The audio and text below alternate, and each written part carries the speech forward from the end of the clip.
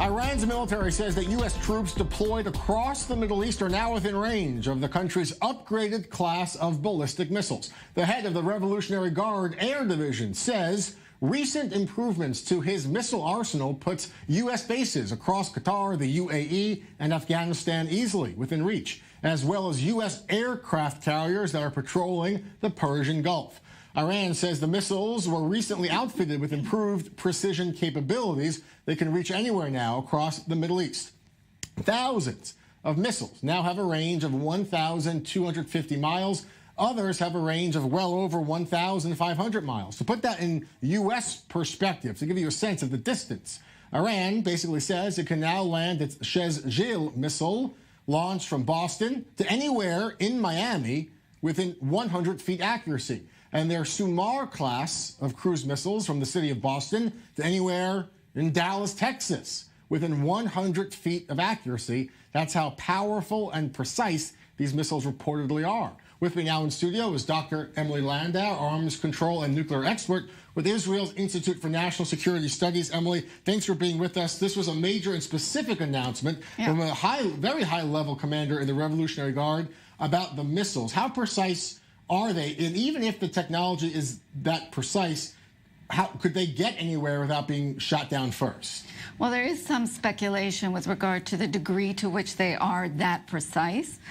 Nevertheless, we know that they're working on precision-guided missiles. We know that they're trying to transfer these technologies to other entities across the Middle East. Israel is most concerned about the capabilities that they're trying to transfer to Hezbollah in Lebanon, also to their bases in Syria.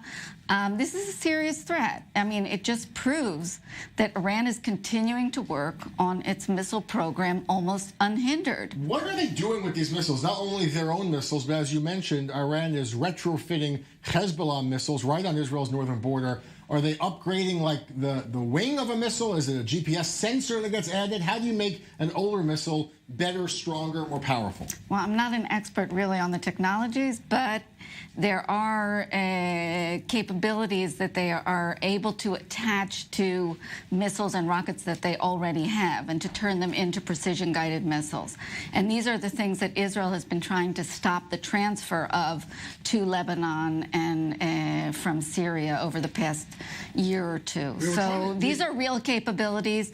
These are very worrying capabilities, and I think this is a wake-up call for the international community that there needs to be attention directed to Iran's missile program. Yeah, we have that map up, trying to put it into U.S. perspective, that from a major East Coast city like New York or Boston, you can reach pretty much halfway across anywhere in the country. And they don't have to fire them from Iran. They can fire them from all these other places where they're transferring these capabilities. How does the international community do more? I mean, the nuclear deal has now been ripped up, and now Iran is proceeding perhaps with nuclear technology and its missile program. What does the international community do?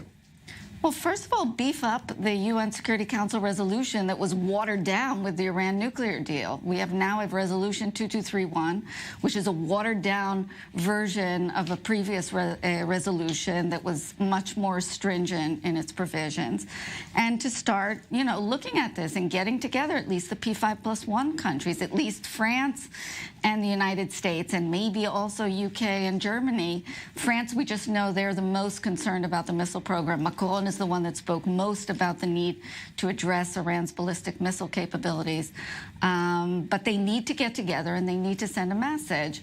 And having said that, we also need to take into account that these threats to the United States are not necessarily threats that will be carried out. We had similar threats in August, that Iran would close the Straits of Hormuz and that they would, do the mother of all wars if the U.S. did this, that, and the other.